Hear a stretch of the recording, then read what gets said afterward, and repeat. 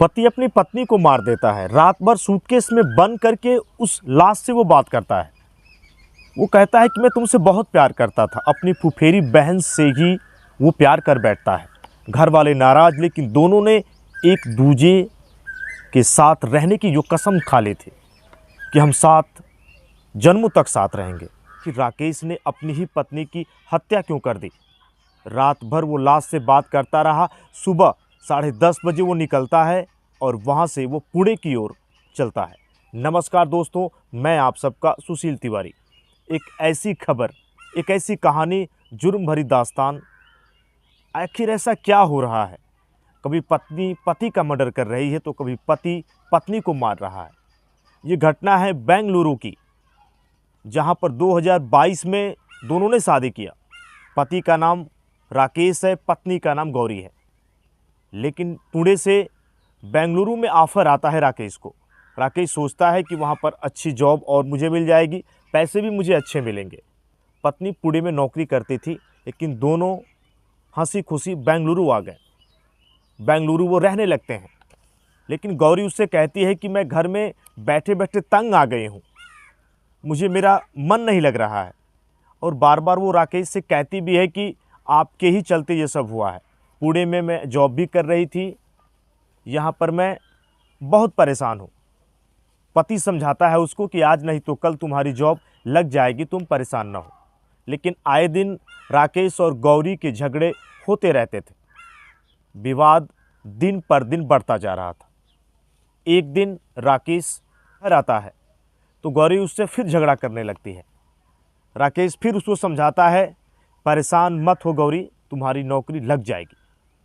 गौरी उसके लिए खाना बनाती है और खाना बनाकर वह डाइनिंग टेबल पर रखती है। लेकिन फिर गुस्सा गौरी उस पर निकालती है और निकालते निकालते गौरी राकेश को एक थप्पड़ जड़ देती है। और फिर वो अंदर जाती है, अंदर से चाकू उठाकर उसकी ओर फेंक देती है। राकेश गुस्से से तिलमिला जाता है और वह उस पर लगातार उसी चाकू से वार पर वार करता जाता है। पत्नी वहीं पर बेहोश होकर गिर जाती। पति और पत्नी में इतना प्रेम था कि 4 साल तक ये लिव इन रिलेशनशिप में रहते हैं। परिवार वाले दोनों से नाराज हैं, क्योंकि गौरी फुफेरी बहन थी राकेश की। लेकिन दोनों में प्यार इतना था कि दोनों ने कहा हम दोनों एक साथ ही रहेंगे। राकेश जो कि सॉफ्टवेयर इंजीनियर था और गौरी अनिल संब्रेकर, जिसने कि मास मीडिया का कोर्स किया था, वो पुणे में जॉब कर रही थी। लेकिन जब दोनों बेंगलुरु शिफ्ट होते हैं तो गौरी का ये पहला आरोप है राकेश पर कि जब तुम मुझे बेंगलुरु लेकर आए हो, यहाँ पर मुझे काफ़ी दिक्कतें हो रही हैं, मेरी नौकरी नहीं लग रही। राकेश उसे समझाता है, लेकिन झगड़ा इनका इतना बढ़ गया कि गौरी जब उसे थप्पड़ जड़ती है तो राकेश बेसुध हो जाता है और लगातार उसी चाकू से वार पर वार करता हुआ उसको नीचे अधमरा सा कर देता है। अभी हाल ही में दोनों पुणे से बेंगलुरु शिफ्ट हुए थे। अभी घर की साफ सफाई हुई थी, कारपेंटर को उन्होंने बुलाया था। एक से एक राकेश तुरंत सूटकेस लाता है और उसी सूटकेस में अपनी पत्नी को बंद कर देता है। फिर वह बाथरूम में ले जाकर उसे रख देता है। रात भर वह अपनी पत्नी से बात करता है, रोता है। लेकिन राकेश ये समझ चुका था कि उसने गुस्से में बहुत बड़ी गलती कर दी। लाश से वो बात कर रहा था। 25 मार्च को रात में दोनों का झगड़ा होता है और 26 मार्च को लगभग 9-10 बजे तक वह अपनी पत्नी के पास ही बैठा रहा। फिर वह ताला बंद करता है और वहाँ से अपनी 4 पहिया गाड़ी से निकल जाता है पुणे की ओर। जब पुणे वो पहुँचता है तो बीच में ही राकेश कारपेंटर को फ़ोन करता है।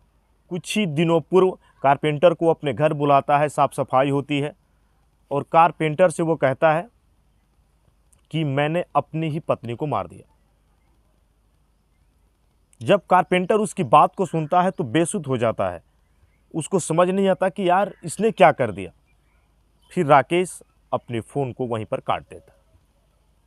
कारपेंटर तुरंत उस घर के मालिक को फ़ोन करता है और पूरी बात बताता है कि राकेश ने अपनी पत्नी के साथ क्या किया। फिर मालिक पुलिस को फ़ोन करता है। पुलिस आती है। जब दरवाज़ा अंदर से नहीं खुलता तो पुलिस उस दरवाजे को तोड़ देती है। लेकिन जब पुलिस कमरे के अंदर जाती है तो देखती है कि कमरे के अंदर तो कोई नहीं है, न किसी ने आत्महत्या किया है, न किसी ने फांसी लगाई है। फिर एक पुलिसकर्मी जब अंदर जाता है तो बाथरूम के अंदर एक सूटकेस बैग मिलता है उसको। जब बैग को वो खोलते हैं तो देखते हैं कि उसने अपनी पत्नी को मारकर सूटकेस में बंद कर दिया। फिर वहाँ पर टीमें जाती हैं, फॉरेंसिक टीम पूरी गहनता से जांच करती है। अभी राकेश गाड़ी चला रहा है और जैसे ही वो पुणे पहुँचता है तो पुणे के पास एक स्टेशन है, पुणे के करीब सिरवाल पुलिस स्टेशन पर वो रुकता है और वहाँ पर वो फिर पुलिस को फ़ोन करता है।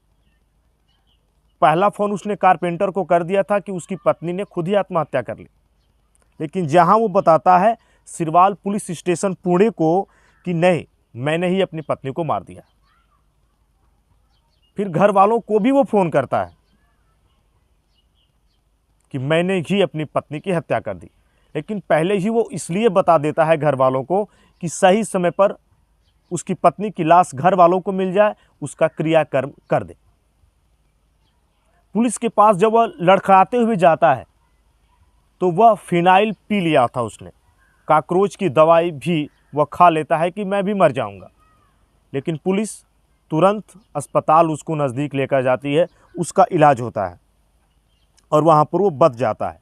सत्कार हॉस्पिटल बगल में है, पुलिस वहीं पर उसको लेके जाती है जहाँ पर उसका इलाज चलता है। लेकिन जिस तरीके से इसने अपनी ही पत्नी को मार दिया, एक छोटा सा झगड़ा इतना बढ़ गया कि इसने ये नहीं सोचा कि मैं ये क्या कर रहा हूँ, और ऐसे लगातार हादसे दिन पर दिन होते जा रहे हैं। रात में जब वह अपनी पत्नी से बात कर रहा था उस समय अभी वो मरी नहीं थी, जिंदा पत्नी को ही उसने सूटकेस के अंदर बंद कर दिया था। कुछ देर के बाद उसकी पत्नी मरी, लेकिन जिस तरीके से ये हत्या की उसने, सवाल कई खड़े हो रहे हैं। मेरठ से लेके औरैया से लेके ऐसी लगातार घटनाएं हो रही हैं, लेकिन चर्चाओं का बाजार ये गर्म है कि पूरी हिंदुस्तान में ये चर्चा है कि जिसने अपने फुफेरी बहन से शादी किया, इसका नाम पूरा राकेश खेड़ेकर था, जो कि एक सॉफ्टवेयर इंजीनियर था, और पत्नी गौरी अनिल संब्रेकर, वो भी पढ़ी लिखी थी। लेकिन छोटा सा झगड़ा इतना बढ़ गया कि पति ने अपनी पत्नी को ही मार दिया। अभी कुछ दिनों पूर्व ही पत्नी ने अपने पति को मार दिया था।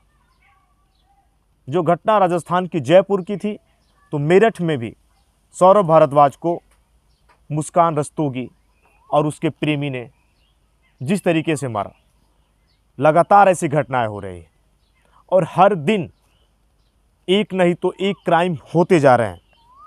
ये बड़ा सवाल था कि आखिर राकेश ने जिस तरीके से ये कांड किया, और जब वह पुलिस को पूरी बात बताकर पुणे में सरेंडर कर देता है कि नहीं, मैंने ही अपनी पत्नी को मारा है। अगर 2023 के आंकड़ों की हम बात बताएं आपको, तो 2023 से जो मर्डर हो रहे हैं, जिसमें 220 पति अब तक अपनी जान गंवा चुके हैं, तो पत्नियां भी 270 अपनी जान गंवा चुकी हैं पति पत्नी के झगड़े में। ऐसे और भी बहुत सारे आंकड़े आएंगे, एनसीआरबी इसकी रिपोर्ट और भी दे सकती है। लेकिन जिस तरीके से ये बात हुई, पत्नी को तुरंत मारने के बाद राकेश रात भर उससे बात करता है, सुबह दोपहर तक वो रुकता है और फिर अपनी होंडा सिटी कार लेकर वो वहाँ से रवाना हो जाता है। बाद में उसको पछतावा जरूर होता है कि मैंने ये क्या कर दिया, लेकिन इस तरीके से जो उसने अपनी पत्नी के साथ किया वो सही नहीं था। अपनी पत्नी को वो समझा सकता था। उसकी पत्नी के मन में था कि अगर मैं पुणे में जॉब कर रही थी तो यहाँ मुझे दिक्कतों का सामना कर रहा है। बेंगलुरु बड़ा शहर था, वह किसी को जानती नहीं थी। लेकिन ये घटना जिस तरीके से की गई, जिस तरीके से इस घटना को उसने कारिक किया, सवाल कई खड़े होते हैं। मालिक से पूरी पूछताछ की जा रही है पुलिस बेंगलुरु ने। उसको वहाँ पर पकड़ भी लिया गया क्योंकि बेंगलुरु की पुलिस भी उसका पीछा करते करते वहाँ पर चली गई। मालिक से वे पूछते हैं, उसका आईडी कार्ड मांगती है, वोटर कार्ड मांगती है, और यहाँ से फिर बेंगलुरु की पुलिस पुणे को सूचना दे देती है। बेंगलुरु की पुलिस पुणे को सूचना देती है और वहाँ पर वो पकड़ा जाता है। लेकिन इस तरीके से जुर्म की दास्तान लगातार, हर एक नई कहानियाँ, हर एक नया प्रारूप, ये झगड़े आखिर कब कम होंगे। जो 7 जन्मों की बात करते हैं, इस जन्म में ही अपने रिश्ते को सही नहीं कर पा रहे हैं और काल की गाल में वो समा जाते हैं। लेकिन खुद से नहीं, ये झगड़े इतने बढ़ रहे हैं कि पति पत्नी के रिश्ते लगातार दिन पर दिन बिगड़ते जा रहे हैं। आखिर इससे सचेत वो लोग क्यों नहीं रह पा रहे हैं, जो कि बुराइयां करते हैं फिर पुलिस को फ़ोन करते हैं। इस पर लगातार पुलिस कार्रवाई कर रही है, अन्य पहलुओं को भी खंगाला जा रहा है। वीडियो को देखने के लिए आपका बहुत बहुत धन्यवाद। हर एक खबर हम आप तक लाते हैं। मेरे वीडियो को देखें, चैनल को सब्सक्राइब करें। जय हिंद, जय भारत, भारत माता की जय, वंदे मातरम।